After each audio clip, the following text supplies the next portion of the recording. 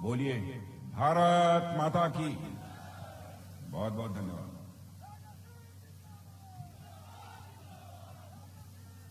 लोक जनशक्ति पार्टी के अध्यक्ष और यहां के सांसद श्री चिराग जी पासवान और भारतीय जनता पार्टी बिहार प्रदेश के अध्यक्ष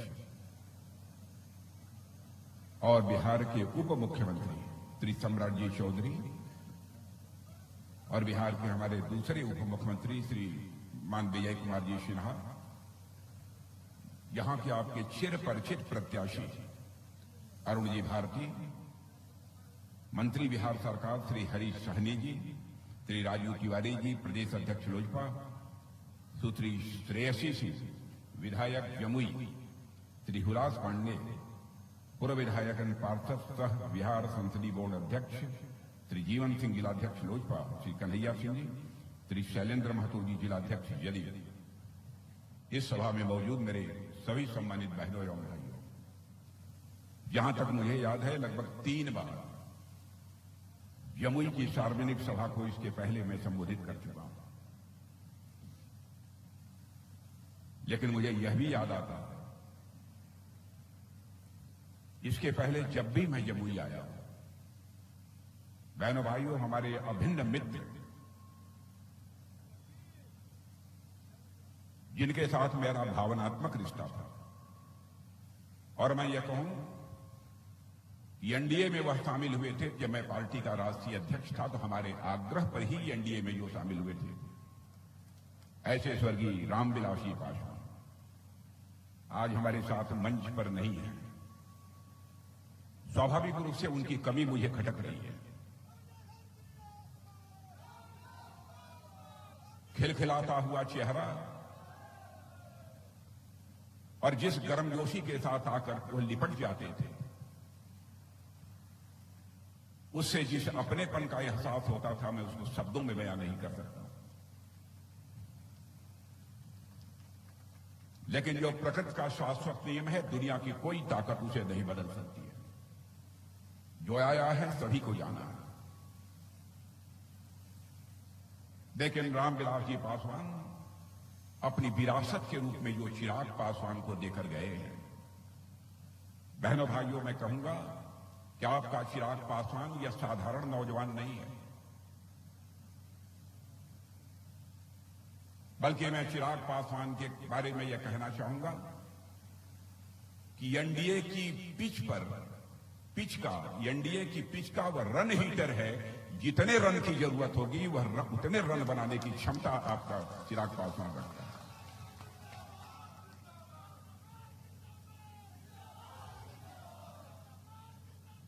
आज लोक जनशक्ति पार्टी की अध्यक्षता चिराग पासवान कर रहे हैं। मैं पूरी तरह से आश्वस्त हूं, जो हमारे रामविलास जी पासवान का स्वप्न था, उस स्वप्न को वह निश्चित रूप से साकार करेंगे। आज बाबा साहब भीमराव अंबेडकर की जयंती है, इसके लिए भी मैं आप सबको शुभकामनाएं देता हूं और अपनी एनडीए की तरफ से आप सबको आश्वस्त करना चाहता हूं। इस संविधान के रचयिता, समरस समाज के निर्माण का एक अवधारणा देने वाले ऐसे महापुरुष ने जो कुछ भी भारत के लोगों से अपेक्षा की थी, उसे कोई पूरा कर सकता है बहनों भाइयों, तो केवल एनडीए के लोग पूरा कर सकते हैं और कोई नहीं पूरा कर सकता। और साथ ही साथ आज नवरात्रि का शुभारंभ है। इस नवरात्रि की शुभारंभ की भी मैं आप सबको हार्दिक शुभकामना देता हूं। आज यदि मैं आप सबके बीच आया हूं तो यहां पर मैं अरुण भारती के लिए आया हूं। अरुण भारती वैसे तो पहले भी काम करते रहे होंगे राजनीतिक क्षेत्र में, लेकिन प्रत्याशी के रूप में पहली बार वह चुनाव के मैदान में उतरे हैं। अरुण भारती को बोलते हुए मैं सुन रहा था। इतना तो अरुण भारती के बारे में जिस नतीजे पर मैं पहुंचा मैं कह सकता हूं, अरुण भारती एक विनम्र है, एक शालीन व्यक्ति है और सांसद बनने के बाद प्रभावी तरीके से जैसे भी एक सेवक के रूप में भूमिका निभानी चाहिए, इस क्षेत्र की जनता के लिए सेवक की भूमिका निभाएंगे। मेरे बहनों भाइयों, आप लोगों ने 2014 में मोदी जी के नेतृत्व में सरकार बनाई, 2019 में भी सरकार बनाई। आज यह मैं ही नहीं कह रहा, हमारे सम्राट जी चौधरी ही नहीं कह रहे, विजय सिन्हा जी ही नहीं कह रहे, चिराग पासवान ही नहीं कह रहे, सारी दुनिया बोल रही है कि अब तीसरी बार भी भारत का प्रधानमंत्री यदि कोई बनने जा रहा है तो शख्स का नाम है नरेंद्र मोदी। और मैं आपको जानकारी देना चाहता हूं कि दुनिया के दूसरे देशों के लोगों ने अभी से अगले वर्ष के लिए हमारे प्रधानमंत्री का समय लेना प्रारंभ कर दिया है, अपने देशों में उनको ससम्मान आमंत्रित करना प्रारंभ कर दिया। सामान्यतः जब चुनाव होते हैं तो एक अस्थिरता का माहौल होता है, यह संदेह बना रहता है कि पता नहीं उस देश में कितनी सरकार बनेगी नहीं बनेगी, कुछ नहीं कहा जा सकता। लेकिन मोदी जी का जहां तक सवाल है, उनको अब भी लोग यह मान लिए हैं, चुनाव तो यह औपचारिकता है, मोदी जी को देश की जनता ने अपना पुनः तीसरी बार चुनने का मन बना लिया है, अब सारी दुनिया ने स्वीकार कर लिया। और बहनों भाइयों, इस सच्चाई को भी आप स्वीकार करेंगे। और मैं प्रेस के दोस्तों से भी कहना चाहता हूं, तथ्यों से परे यदि हमारी कोई भी बात हो तो आप उसको अखबार के पन्नों पर लिख देना, हमारी गलती होगी तो मैं इसे स्वीकार करूंगा। लेकिन यह बात मैं इसलिए कह रहा हूं कि जिंदगी में हमने राजनीति की है तो जनता के आंखों में धूल झोंक कर नहीं राजनीति की है, बल्कि जनता की आंखों में आंख डालकर राजनीति की है। बहनों भाइयों, हमारी एनडीए का चरित्र यह रहा है, जो हम लोगों ने कहा है वो अक्षरशः उसका पालन किया है। हमारे घोषणा पत्रों को उठाकर भी तो कोई देख ले, हमने क्या कहा था, क्या किया है कि नहीं किया है। जो कहा था सब किया है। हमने धारा 370 समाप्त करने की बात कही थी, चुटकी बजाकर संसद के दोनों सदनों में बहुमत मिलने के साथ ही धारा 370 समाप्त कर दिया। हमने कहा था हम आएंगे, अयोध्या की धरती पर भव्य राम का मंदिर बन कर रहे हैं। लोग ये कहते थे, आप लोग नारा लगाते हो राम लला हम आएंगे, मंदिर यहीं बनाएंगे, लेकिन तारीख नहीं बताएंगे। बहनों भाइयों, यह आरोप लगाने वाले लोगों से मैं कहना चाहता हूं, वह तारीख 22 जनवरी आ गई जबकि हमारे देश के प्रधानमंत्री मोदी जी ने भगवान राम की प्राण प्रतिष्ठा कर दी। और बहनों भाइयों, मैं कहना चाहता हूं, एक शुभ संकेत है, नवरात्रि का पर्व चल रहा है और मैं बहुत सोच समझ कर नाप तौल के यह मैं कहना चाहता हूं, यह शुभ संकेत है। रामलला अपनी कुटिया से निकल के अपने महल में प्रवेश कर चुके हैं। भारत में राम राज्य के आगाज को अब दुनिया की कोई ताकत रोक नहीं सकती।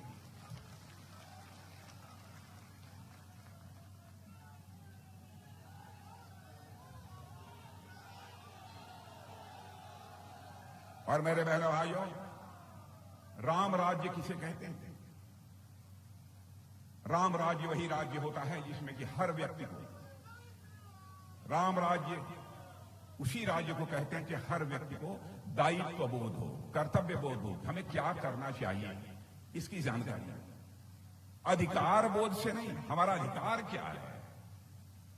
कैकेयी ने के अंदर अधिकार बोध था, हमारा यह अधिकार है, हमारा ही बेटा सिंहासन पर बैठना चाहिए। इसी कारण सारा संकट पैदा हुआ था और मर्यादा पुरुषोत्तम भगवान राम को 14 वर्षों का वनवास स्वीकार करना पड़ा। हम उस राम राज्य की बात कर रहे हैं जिसमें कि हर हमारा भारत का नागरिक, उसके अंदर यह भाव पैदा हो, हमें भारत माता का मस्तक सारी दुनिया में ऊंचा करना है। जिस दिन यह भाव पैदा हो जाएगा, भारत में राम राज्य उसी दिन आ जाएगा। बहनों भाइयों, मैं दावे के साथ कहता हूं। अब जैसे हम लोगों ने कहा था कि हम आएंगे तो 3 तलाक की प्रथा को समाप्त करेंगे। लोग कहते हैं आप लोग मुस्लिम विरोधी नहीं। मैं अपने मुस्लिम भाइयों से भी कहना चाहता हूं, मैंने जिंदगी में कभी जाति, पंथ, मजहब की राजनीति नहीं की है। मैंने बराबर यदि राजनीति की है तो इंसाफ और इंसानियत की राजनीति की है। मेरे बहन भाई, मैं मुसलमान भाइयों को बतलाना चाहता हूं, केवल मुसलमान भाइयों को नहीं, जो ईसाई हों उनको भी, जो यहूदी हों उनको भी, जो भी पारसी हों उनको भी, जो भी भारत के नागरिक हैं, चाहे किसी भी धर्म को मानने वाली कोई माता हो, बहन हो, बेटी हो। बहनों भाइयों, कोई इसे स्वीकार करे अथवा न करे, हम सब सारे लोग, एनडीए के लोग, भारतीय जनता पार्टी के लोग उसको अपनी माता, बहन और बेटी ही मानते हैं। भले ही आपको जो मानना हो उसे मानो, लेकिन हम माता, बहन और बेटी मानते हैं। किसी भी धर्म को मानने वाली माता, बहन और बेटी के साथ जुल्म होगा, अत्याचार होगा, तो सत्ता के लोभ में कोई भले ही उसे माफ कर दे, लेकिन बहनों भाइयों, भारतीय जनता पार्टी माफ नहीं करने वाली। 3 तलाक कितना जुल्म था। मुस्लिम बहनों पर शादी हुई 10 दिन के बाद खड़े होकर कोई बोल दे तलाक तलाक तलाक, और उसको छुट्टी कर दे, राजनीति जाए भाड़ में। सत्ता के मोह में भले ही कोई इसे स्वीकार कर ले, लेकिन हम एनडीए के लोग इसे कभी स्वीकार नहीं कर सकते बहनों भाइयों। इसलिए डंके की चोट पर हमने 3 तलाक की प्रथा को भी समाप्त किया। बार बार मैं कहता हूं कि राजनीति केवल सरकार बनाने के लिए नहीं की जानी चाहिए। राजनीति की जानी चाहिए तो देश बनाने के लिए राजनीति की जानी चाहिए। मैं कभी कभी नजर डालता हूं, क्या हो गया है लालू जी को। मेरे भाइयों, लालू जी हमारे मित्र हैं। उनके परिवार के लोग क्या बोल रहे हैं? सरकार बनेगी तो मोदी जी को जेल में डाल देंगे। न 9 मन तेल होगा न राधा नाचेगी बहनों भाइयों, न 9 मन तेल होगा न राधा नाचेगी।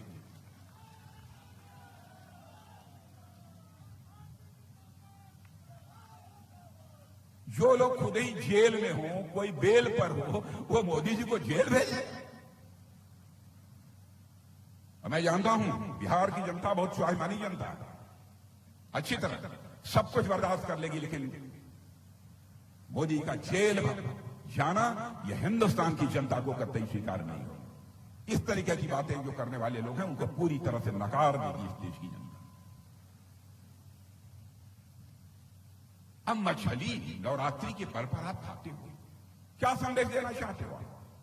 आपको जो खाना हो, मछली खाना हो, सुअर खाना हो, कबूतर खाना हो, हाथी खाना हो, घोड़ा खाना हो, सब खाओ। दिखाने की जरूरत क्या है?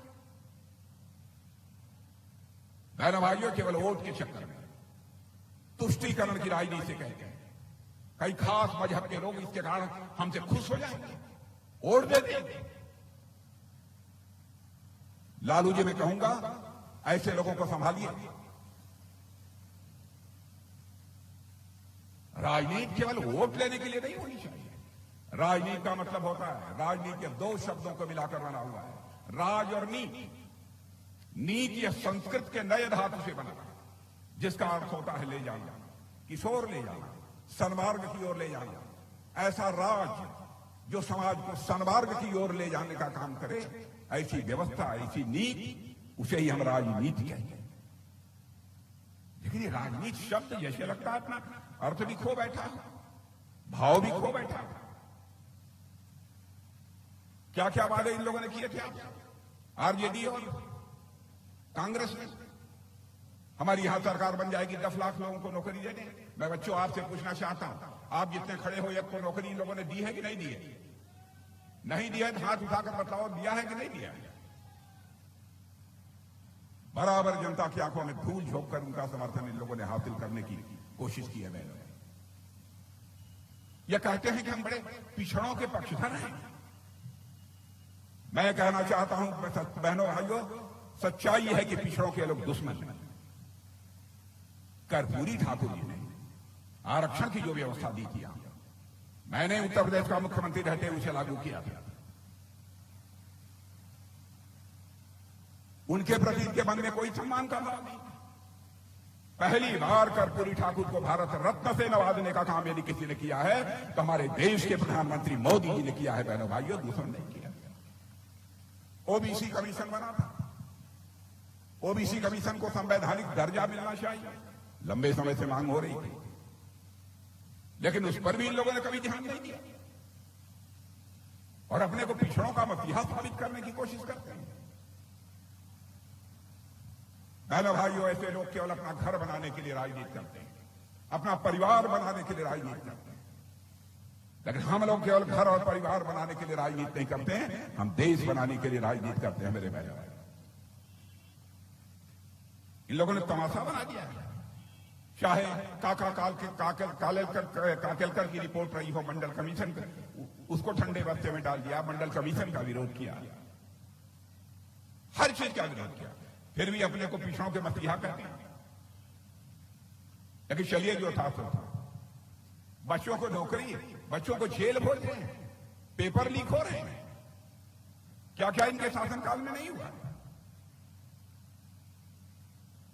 ये चुनाव के समय है मेरे बहनों भाइयों, इन सारी हरकतों का मुंहतोड़ जवाब दिया जाना चाहिए। मैं आप सबसे निवेदन करना चाहता हूं, क्योंकि मैं इस धरती की विशेषता को जानता हूं। इस धरती की, बिहार की धरती की विशेषता है जो राजकुमार सिद्धार्थ को महात्मा बुद्ध बना देती है यह धरती। और इतना ही नहीं, मोहनचंद करमचंद गांधी को महात्मा गांधी बना देती है यह बिहार की धरती। ऐसी धरती है। इस धरती के प्रभाव को समझिए, इस धरती के महत्व को समझिए। और भारत के प्रधानमंत्री मोदी जी देश को जितना आगे ले जा रहे हैं, आप लोगों को पता नहीं, जानकारी है कि नहीं है। आज के कुछ वर्षों पहले, 10 वर्षों पहले, भारत दुनिया के मंचों पर कुछ बोलता था, दुनिया भारत की बातों को गंभीरतापूर्वक नहीं सुनती। लोग कहते थे भारत कमजोर भारत है, कमजोर देश है, हमारी बातों पर कोई ध्यान ही नहीं देता। मुझे खुद याद है कि पहले जब हम लोगों की बोलने की बारी होती थी तो बहुत सारे लोग जो प्रतिनिधि दूसरे देशों के होते थे उसके चल देते थे, ठीक है भारत बोल लेगा, एक आध दो और कमजोर देश बोल लेंगे, उसके बाद आकर हम लोग बैठेंगे। लेकिन बहनों भाइयों, आज आपको जानकर खुशी होगी, अंतर्राष्ट्रीय मंचों पर, दुनिया के मंचों पर आज यदि भारत कुछ बोलता है, सारी दुनिया कान खोलकर सुनती है कि भारत बोल क्या रहा है। यह भारत की हैसियत है। मैं एक घटना बताना चाहता हूं। कतर में, कतर देश का नाम आप लोगों ने सुना होगा। कतर देश में हमारे नौसेना, नेवी के कुछ अधिकारी, रिटायर्ड जो थे, पूर्व अधिकारियों को किसी कंपनी में, कतर में काम करते थे, किसी प्राइवेट कंपनी में, वहां की अदालत ने उनको फांसी की सजा दे दी। मैंने कहा प्रधानमंत्री से, सब सारे लोग बहुत चिंतित हुए। हर के बावजूद वह भारतवासी है, उनको बचाना यह हमारा नैतिक दायित्व है। बहनों भाइयों, हमारे प्रधानमंत्री का कलेजा देखिए, उन्होंने टेलीफोन उठाया और कतर के राष्ट्रपति से बात की, और उसका परिणाम यह निकला कि 2-3 दिन के अंदर ही हमारे जो नौसेना के पूर्व अधिकारी कतर की जेलों में बंद थे, उनकी सजा को कतर के राष्ट्रपति ने माफ कर दिया, वह तत्काल भारत लौट आए। यह है भारत की ताकत, यह है भारत की ताकत। इसलिए मैं आप सबसे अपील करने आया। योजनाओं के लिए मैं चर्चा करूंगा, किसको घर मिला, कहां पानी गया, किसके घर में कितने शौचालय बने, ये तो बहुत लंबी बात हो जाएगी, लंबा समय लगेगा इसमें। आगे हमको एक स्थान पर जाना भी है, 2 स्थानों पर, बिहार में भी एक सभा और उसके बाद पश्चिम बंगाल की एक सभा को मुझे संबोधित करना है। इसलिए मैं आप लोगों से अपील करने आया कि बहनों भाइयों, एनडीए को मजबूत बनाइए। बिहार की एक सीटें भी एनडीए की नहीं शेष बचनी चाहिए, जिस पर कि एनडीए की विजय पताका न फहराए।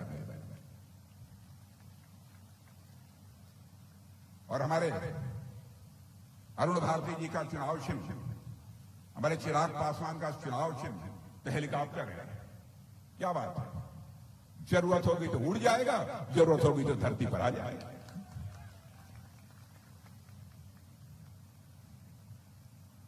तो उस पर मुहर लगाइए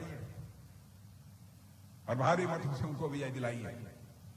और आज जो चुनावी घोषणा पत्र जारी हुआ है, मैं बिहार के लोगों को बतलाना चाहता हूं, जिनको किन्हीं कारणों से, ग्राम प्रधान भी गलती कर सकते हैं, कुछ लोगों का घर बनवा देते हैं, हाँ साहब इनको पैसा मिलना चाहिए, कुछ के बारे में कहते हैं नहीं मिलना चाहिए, कहीं नल लगना चाहिए, नहीं लगना चाहिए। इस प्रकार के भी भेदभाव स्वाभाविक रूप से गांव में होते हैं, क्योंकि मैं भी शहर का नहीं, मैं भी गांव का रहने वाला। मैं जानता हूं जिनको अब तक पक्की छत नहीं मिली है, उनको पक्की छत मिलकर रहेगी, आपको यकीन दिला देना। जिनके घर में नल से पानी नहीं पहुंचा है, पानी पहुंच कर रहेगा, यह भी आपको विश्वास दिलाकर। यहां 70 साल की उम्र का कोई है? 70 साल से उम्र जिनकी अधिक है, हाथ उठाइए। और इधर भी आप भी हैं, या जो सभी लोग हाथ उठा दीजिए। अच्छा, आप भी हैं। आप सभी लोग आश्वस्त रहिए, सरकार हमारी बनने दीजिए। सरकार बनने के ध्यान से सुन लीजिए, सरकार बनने के 1 महीने के अंदर आयुष्मान भारत की योजना, आप चाहे किसी जाति के हो, किसी भी धर्म के हो, सबको 5 लाख रुपए तक का मुफ्त इलाज आपका किया जाएगा। पति और पत्नी दोनों 70 से ऊपर हैं तो दोनों का 5 लाख रुपए तक का मुफ्त इलाज किया जाएगा। यह जुलाई से सिलसिला प्रारंभ होगा। ऐसी कई योजनाएं हम लोगों ने बहनों भाइयों प्रारंभ की है, बहुत सारी योजनाएं प्रारंभ की। और जहां तक 5 किलो मुफ्त राशन मिलता है, मैं जानता हूं उसमें भी आप कुछ न कुछ गड़बड़ सड़बड़ करते हैं। करते हैं नहीं करते? करते हैं। परिवार में लेना चाहिए, एक आदमी को 5 लोग लेते हैं, अब 25 किलो तो खाएंगे नहीं, कुछ निकाल के बेच देते। यह है सच्चाई की नहीं है? अरे भाई, बिहार में सच तो बोलो, डंके की चोट है, सच्चाई की नहीं है? यह काम और कोई नहीं कर सकता। यह कर सकता है तो 56 इंच की सीने वाला देश का प्रधानमंत्री मोदी ही कर सकता है। अरे भाइयों, बातें बहुत सारी हैं, बस यही मैं कहना चाहता हूं। रक्षा की दृष्टि से यदि मैं रक्षा मंत्री हूं तो एक बात और मैं बता, बहनों भाइयों, भारत अब कमजोर भारत नहीं रहा। जो चाहे सो भारत को आंख दिखा दे। भारत अब दुनिया का ताकतवर देश बन चुका है। हम किसी को आंख दिखाते नहीं, लेकिन हमें यदि कोई आंख दिखाएगा तो उसका माकूल जवाब देने की क्षमता यदि किसी के अंदर है तो भारत के अंदर है। ऐसा नहीं है कि जो चाहे वो भारत को आंख दिखाकर चला जाए। अब इन लोगों की कांग्रेस आरजेडी वालों की हालत क्या है? मोदी जी ने सर्जिकल स्ट्राइक की। आतंकवाद का खात्मा होना चाहिए कि नहीं होना चाहिए? मैं आपसे पूछता हूं, नक्सलवाद का खात्मा होना चाहिए कि नहीं होना चाहिए? अब आतंकवादी वारदातें हमारे देश की धरती पर पड़ोसी देश वाले कर गए, हमारे प्रधानमंत्री ने फैसला किया। फिर सर्जिकल स्ट्राइक की हमारे सेना के जवानों ने, जरूरत पड़ी कि एयर स्ट्राइक की। और बहनों भाइयों, सीमा के इस पार नहीं, सीमा के उस पार जाकर दुश्मनों का सफाया करने में हमने कामयाबी हासिल की थी। यह है भारत की ताकत। हम इस पार भी मार सकते हैं और जरूरत पड़ी तो हम उस पार भी जाकर मार सकते हैं। यह है भारत की रक्षा क्षमता। इसलिए मैं आप सबसे अपील करना चाहता हूं, आप सभी का समर्थन एनडीए के हर प्रत्याशी। यह मत देखिए कोई भारतीय जनता पार्टी का है, कमल का फूल है तो कमल के फूल पर दीजिए, यदि हेलीकॉप्टर है तो हेलीकॉप्टर पर दीजिए, यदि और कुछ है तो और कुछ पर दीजिए। और हमारे यहां 2 उप मुख्यमंत्री बैठे हैं। हमारे नीतीश कुमार जी मुख्यमंत्री हैं। अब लालू जी अन्य लोग उनके बारे में क्या कहते हैं आप जानते हैं, लेकिन बहनों भाइयों, हमारे नीतीश कुमार जी के बारे में चाहे जो कर लीजिए, लेकिन कोई भी माई का लाल, चाहे बिहार का हो अथवा दूसरे राज्यों का, उंगली उठाकर नहीं कह सकता है कि उनके मुख्यमंत्रित्व काल में एक भी भ्रष्टाचार की दाग नीतीश कुमार के ऊपर लगी हुई हो। यह कम से कम इतना तो कोई नहीं कर सकता। इस ईमानदारी की तो इज्जत की जानी चाहिए। आज इस राज्य के मुख्यमंत्री हैं और हमारे भारतीय जनता पार्टी के प्रदेश अध्यक्ष सम्राट जी चौधरी कितने दमखम के साथ काम कर रहे हैं। हमारे विजय कुमार जी सिन्हा, आप सभी लोग अच्छी तरह परिचित हैं, तो आपका स्नेह प्यार मिलना चाहिए। बस यही अपील करने आया था। तरुण भारती जी को जिता देंगे ना पक्का? ना लग नहीं रहा। नहीं, जब हर एक हाथ उठेगा, तालियां बजाते हुए उठेगा तो मैं मान लूंगा जिता देंगे।